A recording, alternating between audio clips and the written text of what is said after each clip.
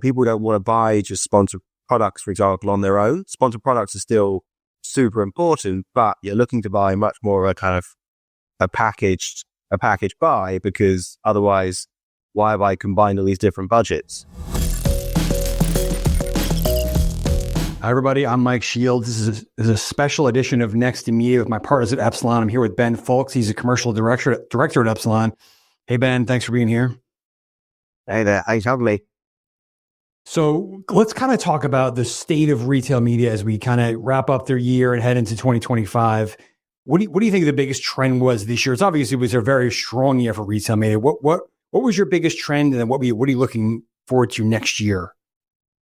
I think you got to kind of follow the money a little bit with retail media, right? So we're seeing a lot more consolidation of budget within brands now. So whereas before budgets used to be relatively siloed between teams, we're seeing a lot more consolidation, which I think is we're now seeing translating into different types of buys. So agencies now having much more, there's been much more need for agency, right, to help manage those budgets across those different teams into retailers. They were going around them from the beginning, maybe a little bit with the shopper marketing budgets. Exactly. So you've got that now kind of broken out. And from a couple of our clients, we've heard feedback that, people don't want to buy just sponsored products, for example, on their own. Sponsored products are still super important, but you're looking to buy much more of a kind of a package buy, because otherwise, why have I combined all these different budgets, basically? Right. Amazon isn't just those text listings you get on your when you search for something.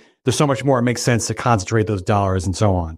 Exactly. And then your performance then is like your proof point for your insight, and your insight is what gets you activation full funnel. So what are you looking at? Okay, that next year, does that trend continue? Do you see a reaction on the sell side? Is there a consolidation that happens there? What are you looking for as we head into this year?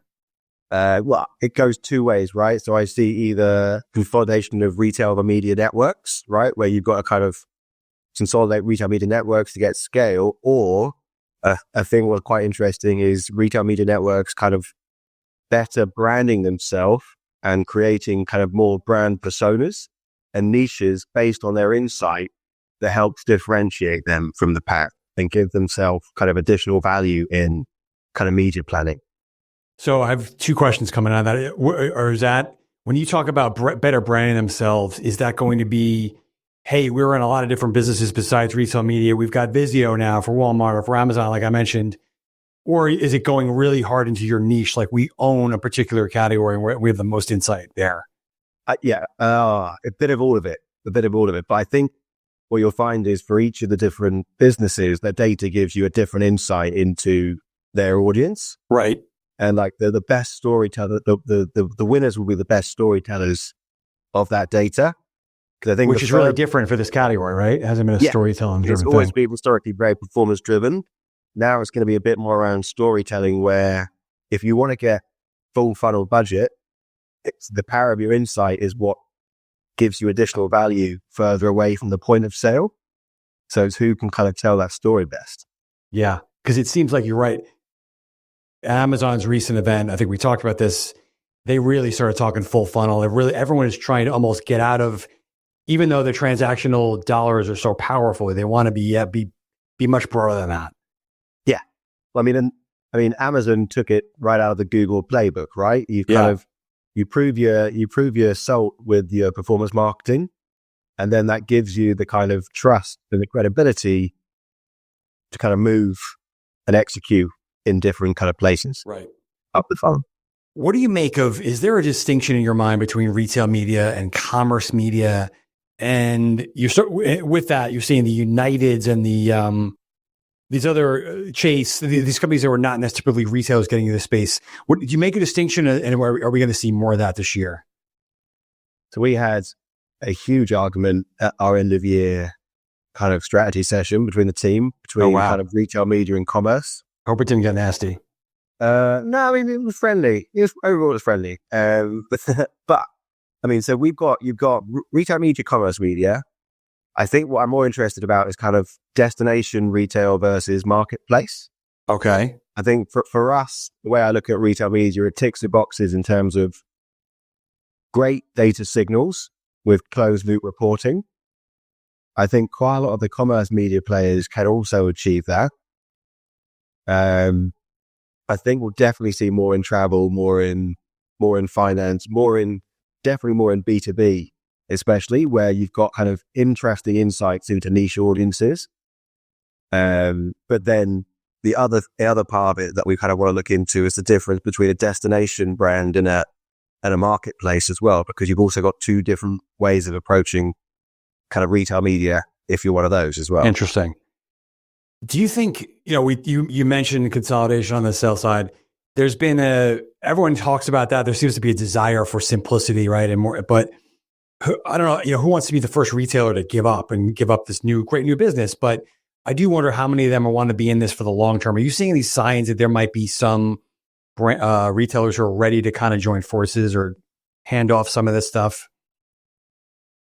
Yeah, it's a very tricky one. Who wants to go first, right? Yeah. I think again that's much easier if you're a marketplace or you've got more of a network approach anyway. I think across Europe we've seen that consolidation happening. So the joint venture that we've created in partnership with Carrefour, that's going absolute gangbusters in terms of the amount of retailer and logos that are picking up in that. But so that could be a model for the rest of the world. It could be, but that's very cross-geo, right? If you've got in individual countries where there's a lot more competition, I think it becomes a bit more complicated. Yeah, that is different. What about, another, it's been a buzzword for a couple of years, or I don't know, the dollars are still not there yet, but there's a lot of excitement around bringing retail media data to CTV, whether that's shoppable television or using that for better attribution. Are you excited about that? Are clients excited about that in the coming years? It's still really early. Super excited. Well, I mean, again, Amazon have a head start with Prime. They have an unfair advantage there.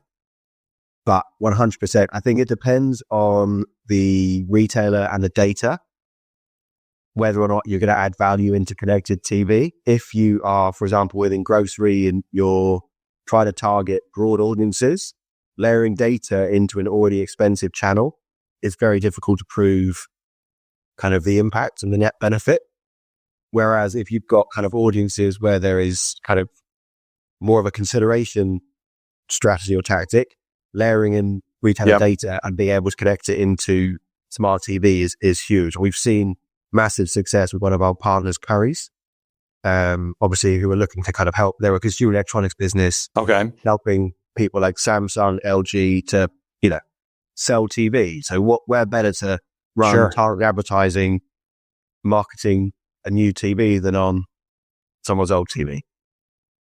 Okay, now when we're talking about shoppable television, there's still a lot of hope behind that. We have to train people. It's going to come. The same would have been said for social shopping, but it really seems to be getting real traction this year. The TikTokization of a lot of social media. Do you think are more retailers going to push in that direction? Is that a totally different universe than what we're talking about in the social shopping thing? I think it's another channel, right? It's another touch point with the customer. Right. It's an uneasy alliance between a retailer and a TikTok. If you're any of the beauty brands or retailers in the UK or in America, TikTok's number 4 now for selling beauty.